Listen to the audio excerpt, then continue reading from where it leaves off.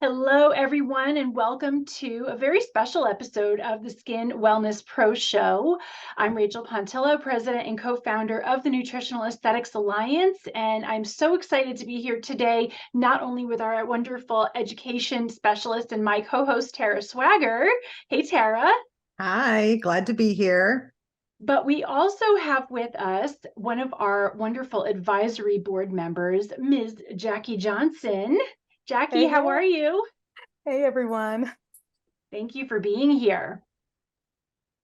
All right, so we have a topic that I think a lot of people are going to be able to relate to because many of our audience members who are estheticians and health and wellness coaches and people who are just supporting other people who have skin issues, I think many of them wear a lot of hats in life. And I know the three of us, we all wear a lot of hats in our lives.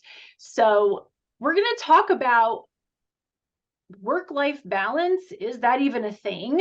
And what does that look like? And what does that look like for each of us? And I just want to have a very real conversation and get down to the nitty-gritty of how we each kind of manage that in our lives so that hopefully those of you who are listening can relate to that and feel seen, heard, supported. I don't know. And of course, we would love to hear what your thoughts are on this topic. So while you're watching or listening, we would love to hear from you in the comments on YouTube or in the comments on our blog over at skinwellnesspro.com.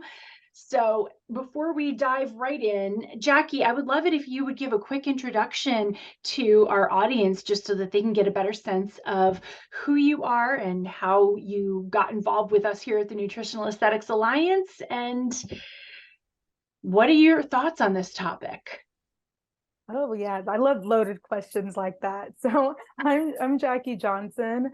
I am the owner and founder of Wildling Botanicals, Wildling Herbs, and Wildling Dreams Consulting. You're probably like, man, you do a lot, but that's a multifaceted part of who I am. Wildling Botanicals is my skin and hair care line that sprung off from my wellness journey of my hair falling out, 70% of my hair, and having a head to toe rash. Wildling Herbs is the herbal supplement, that kind of ethnobotanist side of me, the apothecary side of me with that formulation. That's how I formulate and really get to know plants and how the synergy of them work. And the consulting for Wildling Dreams really happened because other brands and other people in the holistic field, they needed support. So that is just my brands, but I've worked in a variety of backgrounds from retail to hospitality, martial arts. I work with nonprofits. So I have had all of that backing in my career. And I feel like all of those places have prepared me for understanding products, services, and ultimately being a mom. I feel like I pull from every well of every experience on how to treat people, how to guide them, what products do I want my kids to have, which ones do I not want them to have, and then ultimately serving others is just every vein of what I do. So I tried to be quick because this is a great topic of balance, since I just rattled off all the array things that I did and all the array things of my businesses and background. You can clearly see that I have to have some level of balance or some level of awareness of what my capacities are. This is a really, really, I guess, sensitive topic for me because I think as a mom or a solo parent, I'm always trying to figure out where I'm going to be, where are my kids going to be, what do I need to do with them, how can I be best for my clients, what can I grow and formulate. I'm always trying to do that juggle. And I've really landed on, to be the best version for all of the things that I do, I have to pause and I have to be very mindful and aware. So pause, mindful, and awareness is really how I view work-life balance. I love that. Pause, mindful, aware. That's a great little mantra there to help us kind of see what that looks like. So one thing, Jackie, that I also know you do, you farm. You have an organic farm. Right. Yes. So there's Yes. more to do, right? More to add to the plate. Yeah, and then even with that, we'll dive probably more into it. I've scaled back on certain things I produce because it's a family farm, and if I'm not able to put the right compost and have the right pH and have everything be the 100% productivity I want and quality, I won't grow it. Other people say, "Oh, I'll grow it, or I'll just kind of shrimp and pull things off." No, if it's not the high quality that I would put on my daughter's face, and she's 5 years old, I'm not putting it on anyone's face. So with the farming stuff, I've had to say, nope, I'm not doing that product. And it may be a seasonal thing, or I may never do it again because I'm not going to push for quantity and lose quality. Mhm. So that affects your bottom line, right? Taking products that people like off the shelves, but that's a part of the balance. I don't want to put out, things that aren't good quality. So what I'm hearing is that part of how you are finding balance is by really focusing on what your top priorities are and Mm. what you won't compromise on, and being really clear on that.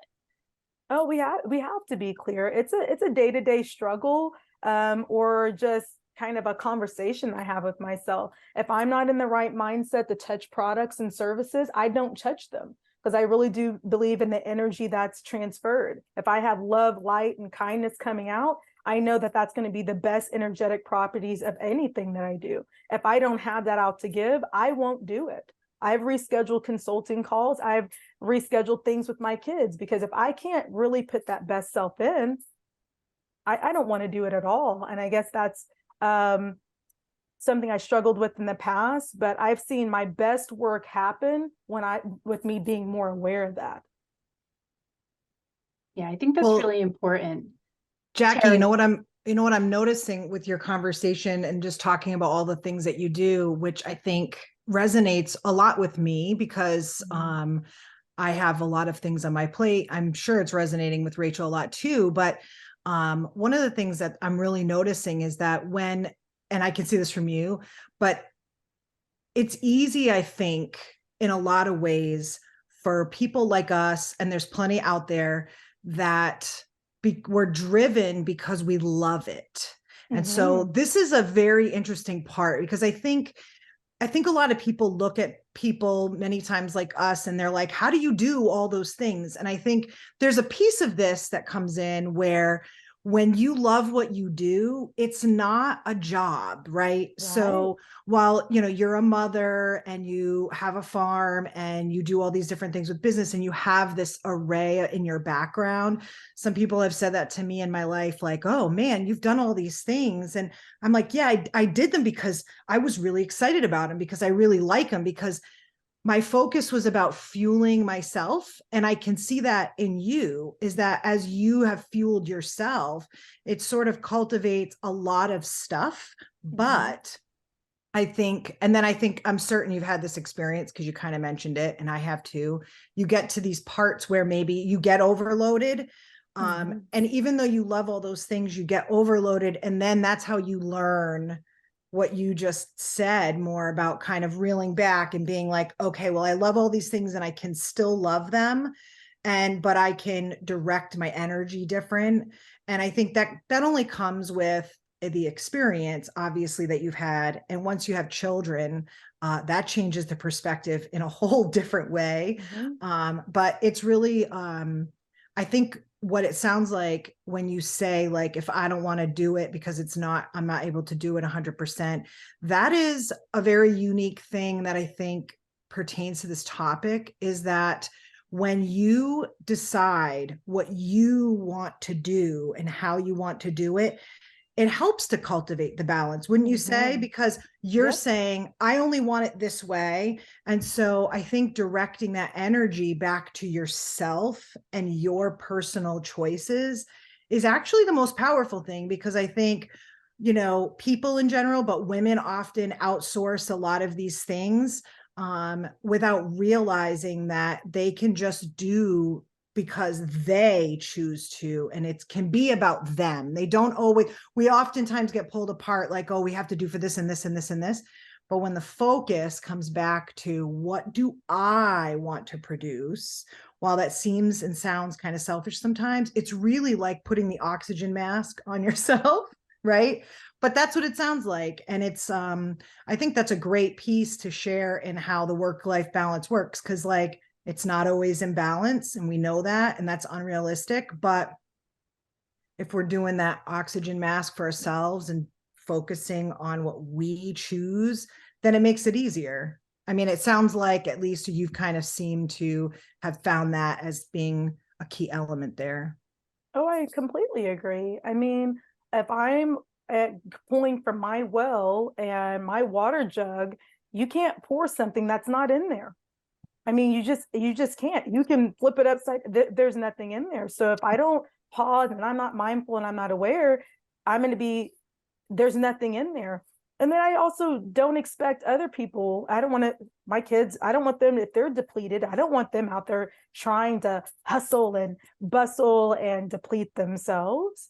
I mean, that's just not it's not constructive. We saw it during COVID. It's like we had our go time and we really hit it hard, but we hit hard in a whole new way and we had to scale back. And the people that didn't scale back got burnt out. And a lot of them closed their businesses or ended up selling to conglomerates. And now they regret it because they're like, if I would have just paused and I would have pulled back, I would still have my business and my brand would still have its integrity.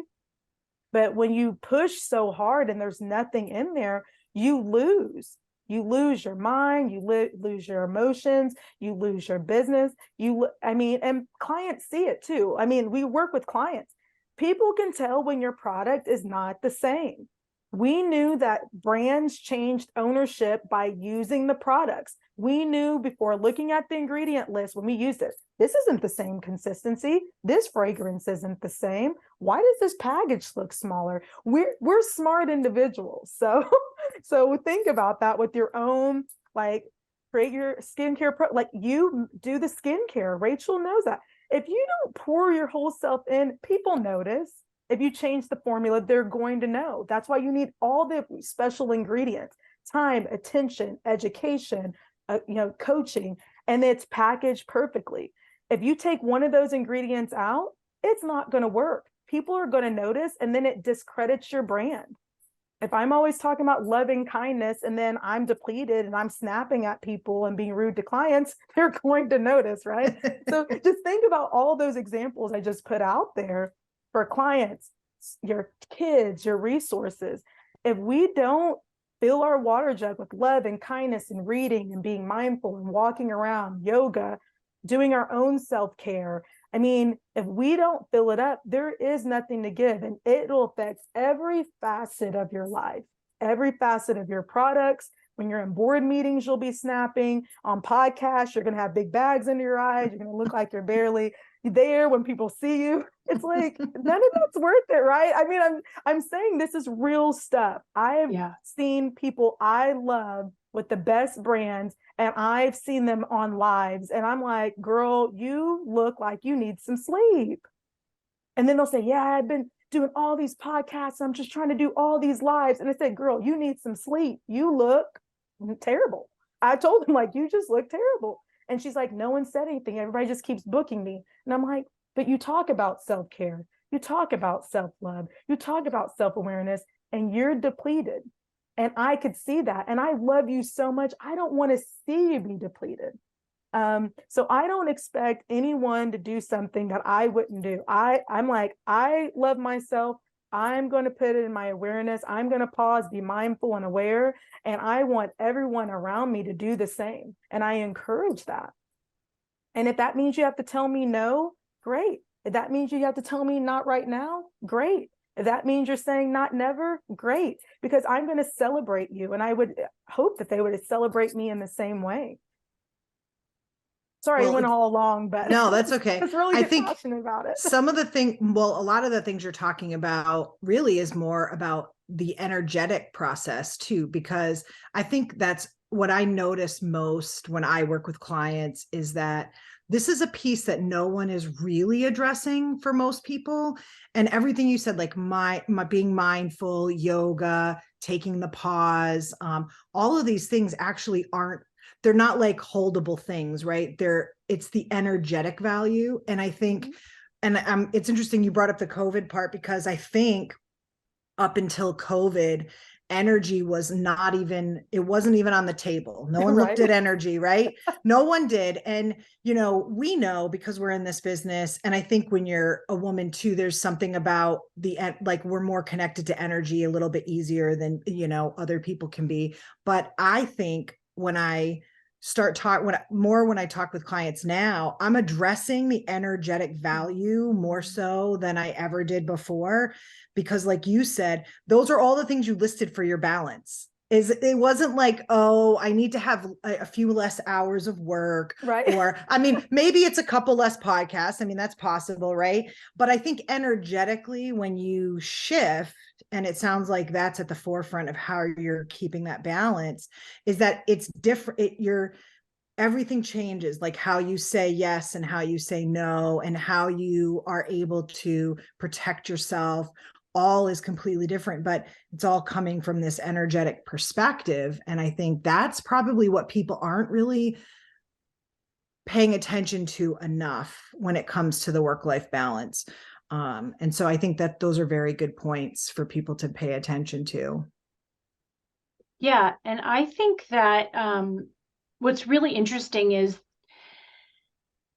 this being really mindful and aware of what the priorities are. What are the non-negotiables? What are the things that we love to do the most, so that when we're doing them, it's not work? And then when we think about all of the other stuff that has to fall into place in order for us to be able to do that, where that connection happens. And sometimes to be able to do some of the stuff that takes us away from our families, or takes us away from something else that we have to do for our business to keep the wheels turning, it can be hard to prioritize, like, what do you say yes to and what can you say no to? Because sometimes there are points in business where it might be a slower time of year. Right. And the idea of slowing down means that you might not be making the money that you need to make during that Right. time of year. So I'm curious what you guys think about that. So when it's a slow time, when it's maybe a lower point and the dollars are not coming in as regularly as maybe they do during busier times of year, and we're still feeling drained or tired, and maybe we start to worry about, oh my goodness, it's really slow and I'm really trying the best I can, but the numbers are just not coming in. I don't feel like I can slow down, even though my body is telling me that it needs to. How do you navigate times like that? Well, Jared, do you want to go, or? You go ahead, Jackie. I want to Okay. hear what you're going to share. Oh, so that is the time my values is faith, family, and service. That's what I live in, circus, everything around my circus of life. I just faith, family, and service. And when those low times come, I build myself up spiritually. I start pulling from every resource that I can. I start sharpening my craft. I start pulling it in. Like, I start reading old notes and formulations. I'm like, hey, I got this. I know that this is good. I read client testimonials. That's when I'm like, I have to recharge. That's how I recharge myself spiritually. I really get more into that, getting more intentional with my reading and homing in my craft. I schedule days to actually just rest, which was the hardest thing for me, because I'm like, go, go, go. I'm like, nope, I'm going to push hard, and then I'm going to schedule time to rest so I can let everything soak in. Like, everything I learned, a mantra, I just let them soak in those days. But yeah, if anyone's saying that they're making money all the time and they make the same level of money and it's just increasing all year, you're lying. That's not true.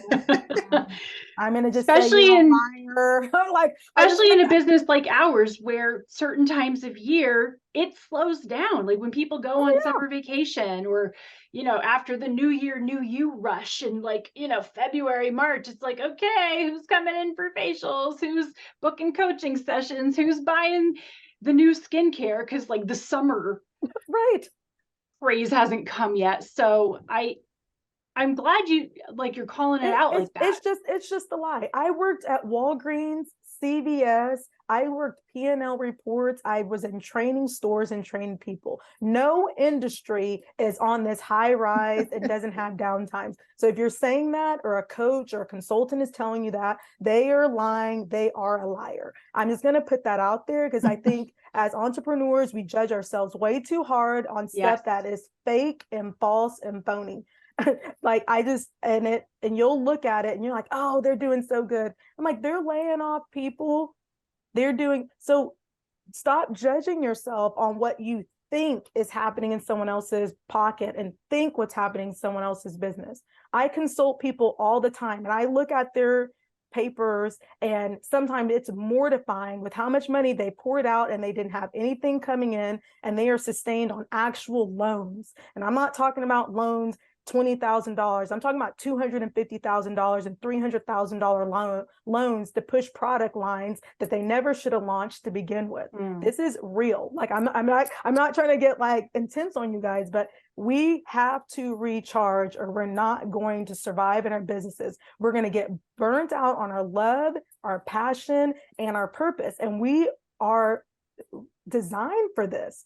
That's why, so if we don't have anything in our jug, it doesn't make sense. But yeah, no, I'm calling out liars. I don't think I've ever said that on a podcast, or that they're lying. I'm here for it. Yeah, me too.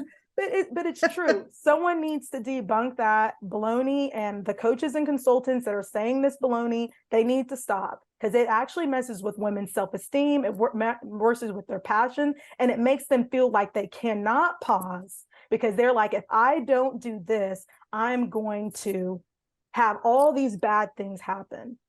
So we have to be listening to podcasts like this, listening to people like Tara and Rachael, people that have lived it, people that are in the industry that are telling us real things.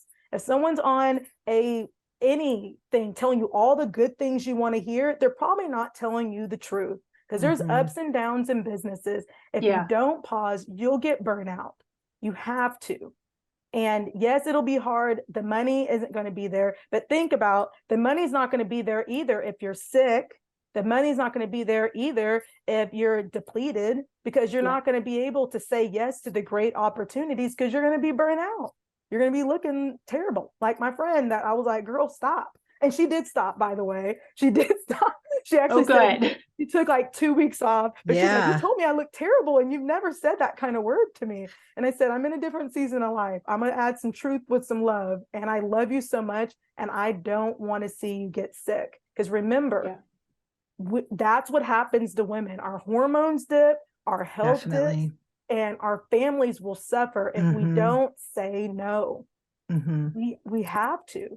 Well, Jackie, no, it's okay. I love that you are being honest like that too, because I think that everybody can fall into these traps. But, when you said, I take that downtime to recharge, like that is the energetic part, right? And so I feel like the more we remind people that needs to be sort of in the front, because we've put it in the back, and you keep bringing it forth, like saying that you need the recharge, you need to have it in the front. You focus on spirituality, you focus on your faith and your family. And it's so refreshing to hear that, because we just did a podcast. We were talking about Instagram and how the influencers are really marketing this idealistic look on, I'm an esthetician, but I'm in the hot tub with my boyfriend in Puerto Rico. And that's that's what, you know, we look at it that we're like, well, that's wonderful. But when you see that over and over again, there's some kind of idea that you have to work so hard and so fast so you can get there, right? And it's not real. And so it's part of that marketing scam, like you said, if people are kind of pushing this idea on women and entrepreneurs, that it's not natural. And those people aren't showing the real part, which is, how do you recharge, right? Yes, maybe you're recharging because you're on a vacation and that's great. But a lot of these people, that's all you see. I'm like, are any of these girls are they doing facials? I mean, what is what they're doing, right? So, you know, I think that there's a lot of that, not this idea out there that it is, you're making all this money all the time. And I think, yeah, I'm glad you brought that up, because that's kind of what we're talking about. Like, I think people are really put aside and then they look and they're like, oh my God, I'm not doing that. And so they become very stressed out, and then they're probably depleting their well even more, right? And so I love that you just said, when it's slow, that I focus on those other things, because I think that's a really beautiful message for people to hear, because it is the number one thing that I think we're not hearing. People in our industry aren't hearing. Women in general aren't hearing it. You know, their moms, even if you don't have a business and you're a stay-at-home mom, you know, those mothers too, right? Like, there are times when things aren't as busy. So what are you doing with that time? Are you using it to really refill yourself, bring your frequency back up, make sure that you feel energetically rejuvenated, so that when it does get busy, you can sustain that. And so I think it's just such a great message. I'm glad you shared that. And then I'm glad of course, you called out, you know, the people that are probably telling people the wrong thing. It's really rubbing me bad. That was kind of Agree. a tangent on that, but I agree with the Instagram. And if you look at my photos I post to my kids, a lot of the times it looks like they don't have lotion on, because we've been in the river. Like, I'm not gonna, oh, mommy's taking an Instagram photo, so you need to go and put some lotion and some oil, and I need to make sure, like, Jayla will have twigs in her hair. Yes. That's I beautiful. And I just posted one a few days ago from our vacation. I said, this is what the picture looks before you get the picture you want. And I'm pulling her arm, and I'm pulling both of their arms, and we're at the beach. And I looked ridiculous. And my daughter is laughing. My son's all like, what, Lord? And then after 3 days later, I posted what I actually got from the photo. But I think we're so to the point that everything has to be Instagram ready, Facebook ready, LinkedIn ready, that's not life. No, it's not. And then you got kids scared to, you know, get their clothes dirty because my mom's going to do a Facebook Live, or she's going to do a webinar. And if I'm in the camera and I don't look picture perfect, no one's kid looks like that. Right. Yeah. And I think just even with our own life, if you're looking at someone's social media, like you said, and I'm going to totally listen to that episode, because that I know is going to speak to me on so many levels. If you only see someone looking wined and dined and 100% all the time, they are putting that on display. That is not reality. Not everybody feels amazing every day. And it's common in the beauty industry. So I think the people that are victimized by that more so are women in the beauty industry, right?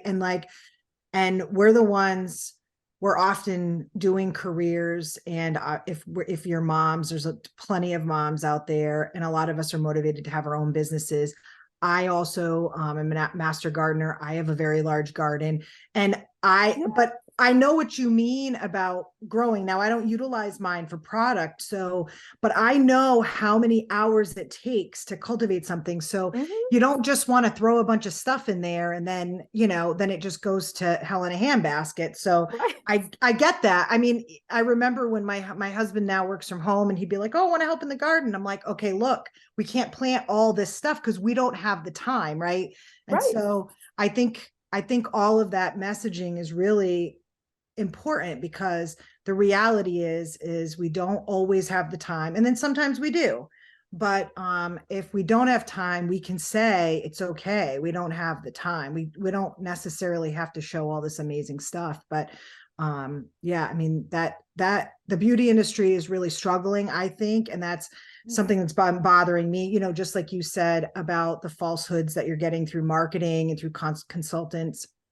I feel that way about the beauty industry because I think it's such a false message that people just don't think they can live up to this standard that doesn't really exist, and it's not real. I mean, when you own your own business, we all know this.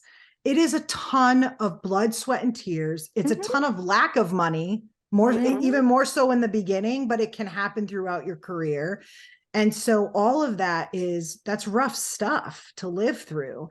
And you know, sometimes you look at these things on Instagram and all it does is look like people are on vacation. I'm like, wait a minute. Like, and don't get me wrong, I've learned, I'm older now, I've learned I make those vacations, I carve out that time. I've learned to hone my energy. I think it's the most important thing, as you've talked about it. But I look at some of these, they're young, and I'm like, wait a minute. They're all on vacation all the time. Like, what's going on? And so I don't know how real that is or not. Right. And, you know, if they're all lucky enough to be able to do that, I guess I might have missed something on how you do it differently in the beginning. Nobody's doing that. But ultimately, I just don't think that's the 99% of everybody else that's left, right? And so it's hard because if they're taking over the social media and that's all you see, it does seem like that's the majority, and it's definitely not. I mean, it's just definitely not. Well, but that's why it's important to talk about these things. Totally. We know it's not realistic. I see people all the time, and again, with the nonprofit I work with right now, I have to take meetings there, and I see people coming in to take pictures for their social media. I see them outside. I'm like, girl, you didn't even come inside. like, and I laugh, and then I'm like, not laughing at the client, you know, I'm like, hey, I'm not laughing at you. Did you see that girl take a picture? I mean, I see people all the time taking 15, 20, 50 pictures. And I have friends that talk about it. Well, why don't you do all these social media posts when you're gardening? Because you don't have farming? time. I'm because you're working. Girl. What are you talking about? That's what I keep saying. I'm like, how do these people get every single client to let them photograph them on the table? Like when I see my clients, it's not in my mind. I'm there to serve them. I'm there to treat them. I'm there to give them my best service. So I never, ever really think to be like, hey, can I do photos of you during your service today? So same thing. I always feel like, I'm like, how are these people working if they have so much time to create all of this picture content with different people? And I'm like, I'm working over here. So well, yeah, totally. The realistic side. I have clients that you'll never know that I create their products because where they are in the industry. So when people ask me, why don't you have a bunch of testimonials? I'm like, if you knew the people I was formulating for, that don't really, you know this, Rachel. You sign an NDA. You can't say who you're formulating for.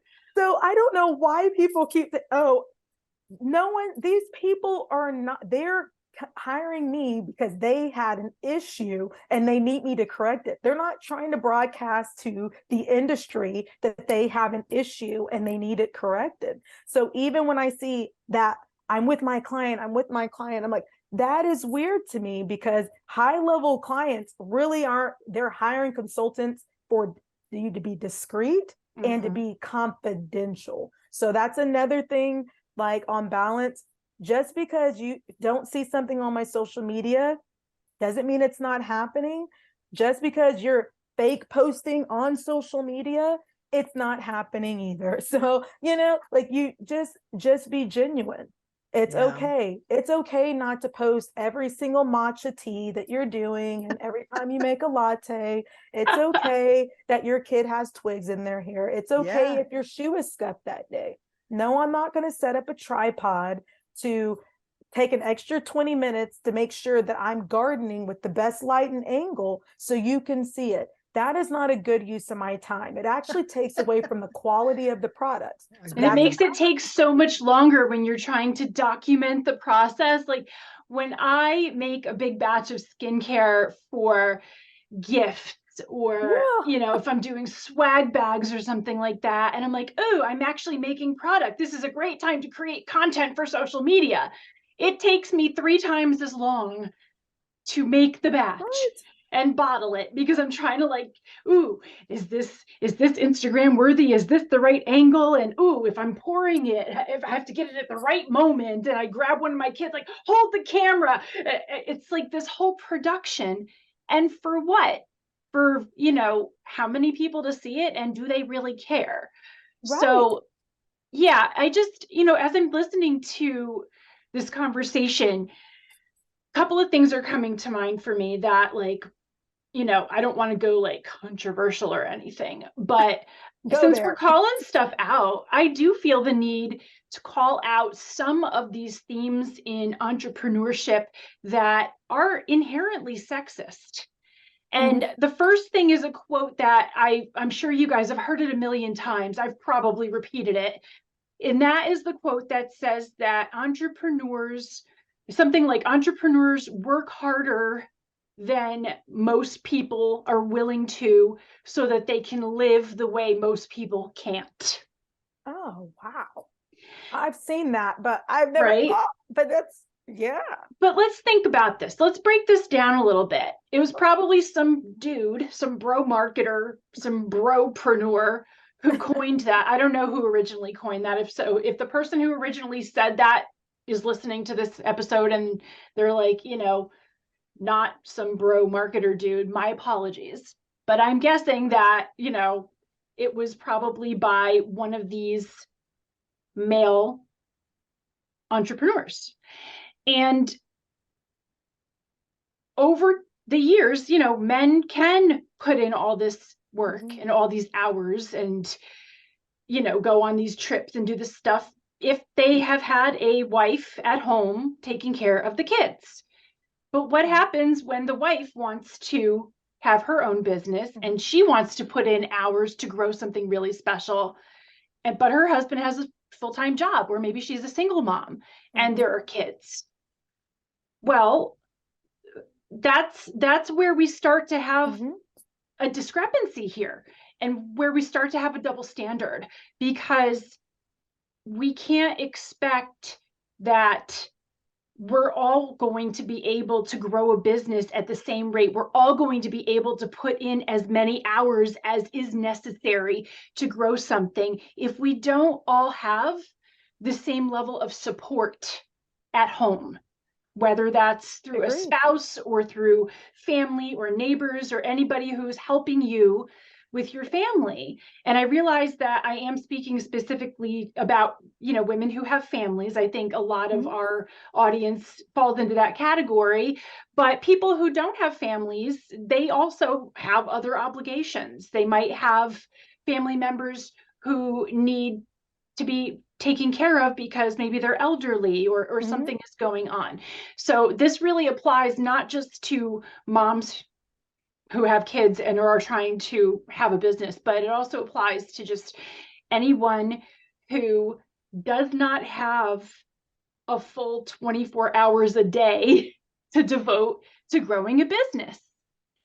And I mean, nobody should be devoting 24 hours a day to the business, Right. as we've talked about, Mhm. but we're so focused on this destination, this journey of, oh, if I do all this, if Right. I stay on this hamster wheel and I keep going, I keep going, I keep burning the candle at both ends, then finally I'm going to be able to, you know, be on that Caribbean vacation anytime I want. I'm going to be able to take a river cruise in Europe. I'm going to be able to go to Hawaii, and, you know, I'll take pictures and show everybody how successful I am once I get there. Okay, but think about it. How realistic is it that you're actually going to get there if you're suffering because Mhm. you're not taking that time? You're not taking those pauses. You're not moving things to the back burner temporarily if you need to. You're not being, what was it, Jackie, mindful, And aware. Yeah. aware, and being really honest with yourself about how you're feeling and what demands there are on you at that time. And like I said, I will call it out that it is mostly women that struggle with this, because in most families, it is usually the woman that is taking care of the house and the kids, and probably also is working.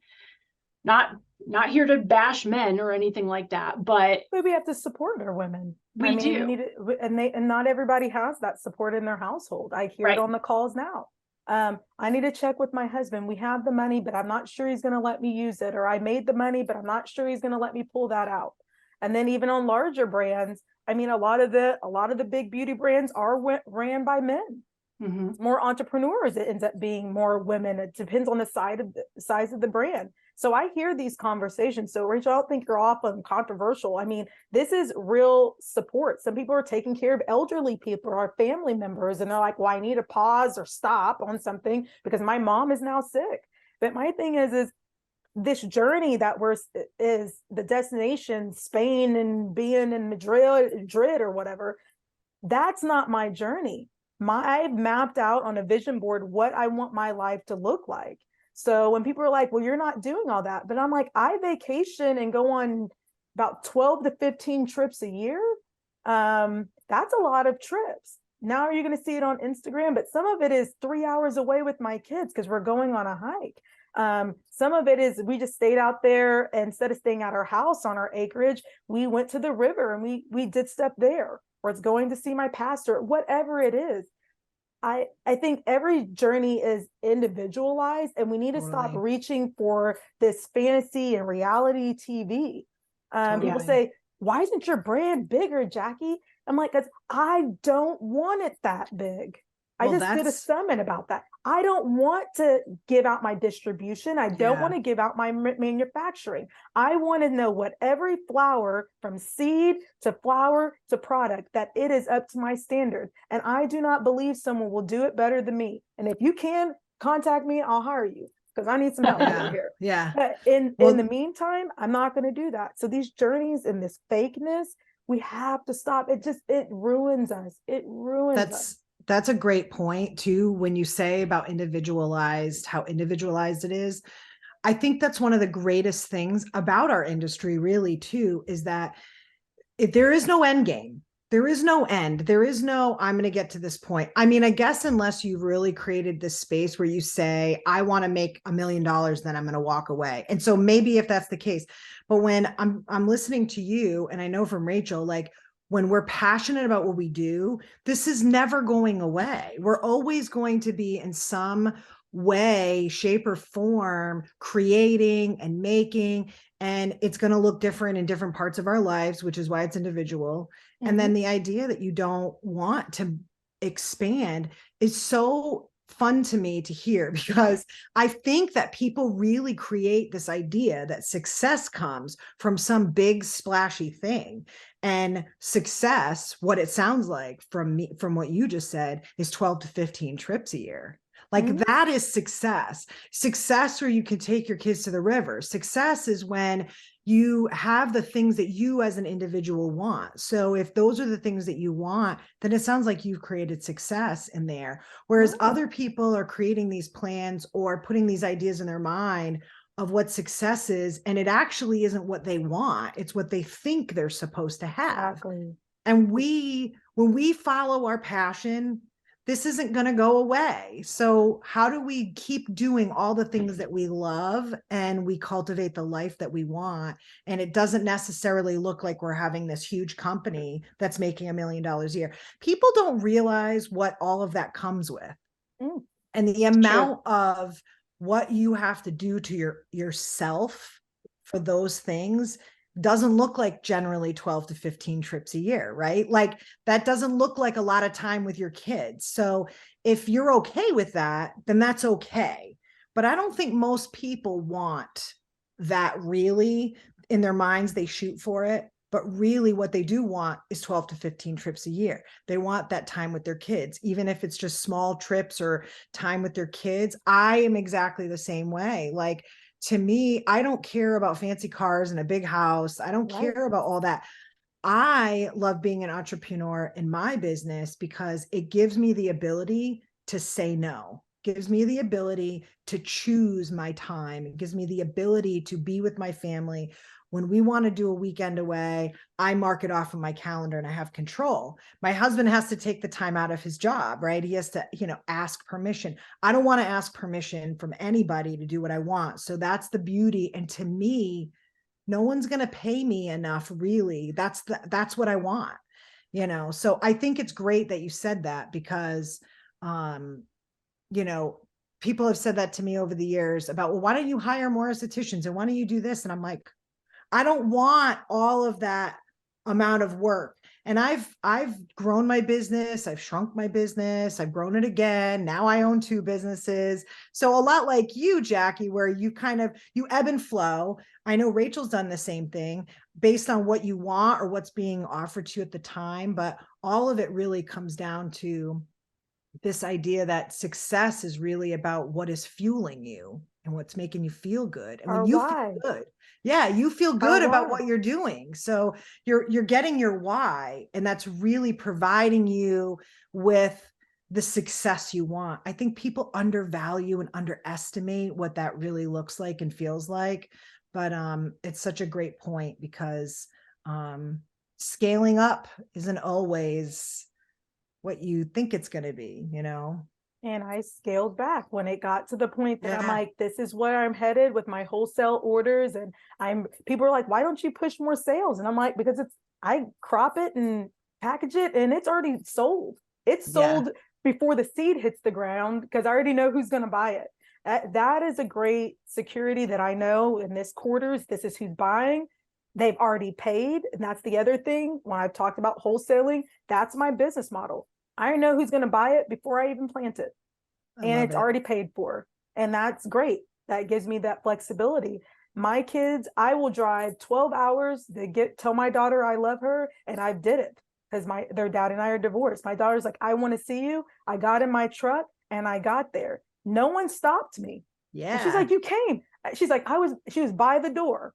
And I'm like, I'm outside. I can do that for my daughter. I can do that for my son. And there's no money on that. Exactly. She's 5. My son is 10. I got into this game because I like to serve, but my family came before that. And I will serve my family. I did it for time. Why would it matter if I have the money, but I still don't have the time with the people that I was doing it for? It's true. Think about that, ladies. I mean, if you're doing it for time and you're spending all your time on your business, why did you start the business to begin with? Truth. You're becoming, instead of you working your business is working you. Yeah. That's why you're not working a 9 to 5. That's why you're not doing the overnights. That's not why you're working for other people. So stop being worked over by your business. Agree. But that's a whole nother conversation. I'm just like, ladies, there's so much in my little world. It's so interconnected. And I think that's the thing, it's all interconnected because all these bits and pieces, it's not a linear situation. It's not in compartments. It all is existing at the same time, which I think is what makes it really difficult for most, because it's a lot to organize when it's all one big thing. And I think certainly experience helps with that. Time helps with that. Age helps with that.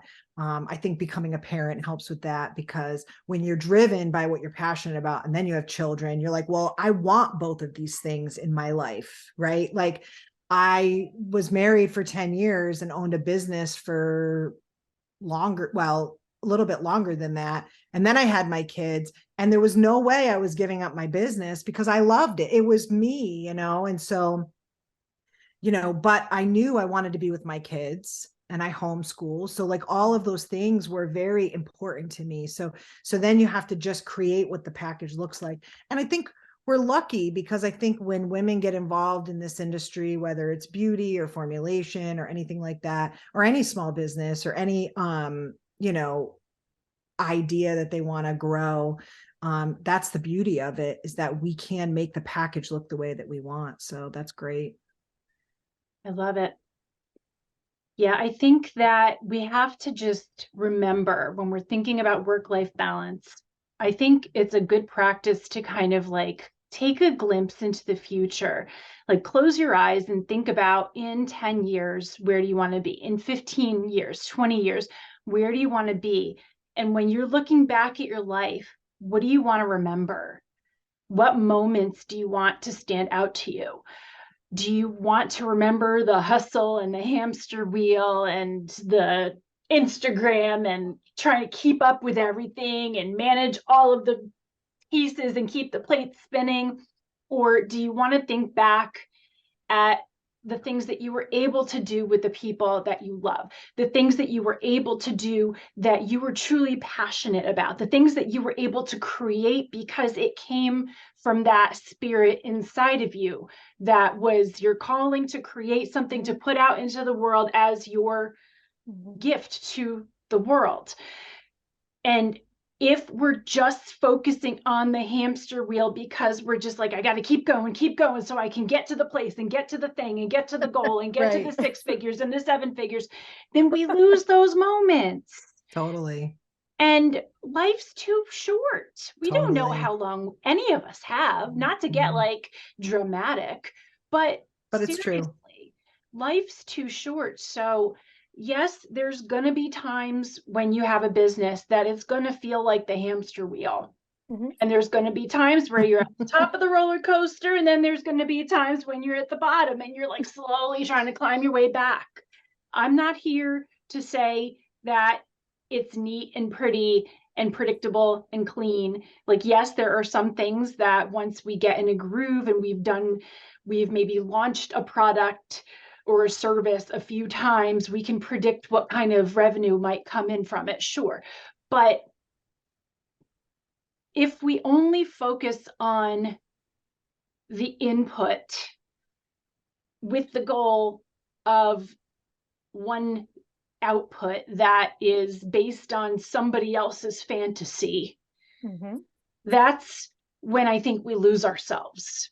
Totally. And when we lose ourselves, then we can't do anything well. And that's not how you achieve the happiness that you're trying to achieve by having a business in the first place. Yeah, agreed. So true. Getting emotional, ladies. I know. I thank you guys for this, Rachael and Tara, just like to really give the platform to talk about real things and real issues, and people are not being this candid. So I really just thank you guys for pouring out your heart and just really sharing and allowing me to share, just so other women and women entrepreneurs don't go down that road. They know that it's just a trap, and I appreciate it. Well, thank you so much for being here, Jackie. And where can people find you online if they want to connect with you and learn more from you? I'm everywhere. She's everywhere. I'm on all social media. Well, not TikTok, so I sure can't say everything. Yeah, that's where I draw the line too. Yeah, I'm not dancing and pointing. I'm not that talented. But you can find me on, the best way would be Wildling Botanicals on Facebook, Instagram, and on LinkedIn. So that's more when I talk about more of that pausing, that mindful and awareness. So if you're dealing with that on your journey, Wildling Botanicals, and I do all of my personal correspondence. So if you do hello@wildlingbotanicals.com, you are talking to me directly. Awesome. Well, Jackie Johnson, thank you so much for being here with us. And Tara, thank you always for being my partner in crime here at the Skin Wellness Pro Show. And thanks to everyone who joined us and listened or watched. And while you happen to be wherever you are, whether you're on YouTube or iTunes, Apple Podcasts, Spotify, we would so appreciate it if you would give us 5-star rating, like us, share us, do all the things so that we can keep making more content like this for you. And of course, if you have any comments or feedback of your own on this topic or anything that you would love to see us dish about, we would love to hear from you. So you can feel free to reach out to us via our website, skinwellnesspro.com, or comment on YouTube, and we would love to hear from you. So thank you everyone for being here, and we will be back again soon with another episode of the Skin Wellness Pro Show. Bye. Bye. Bye.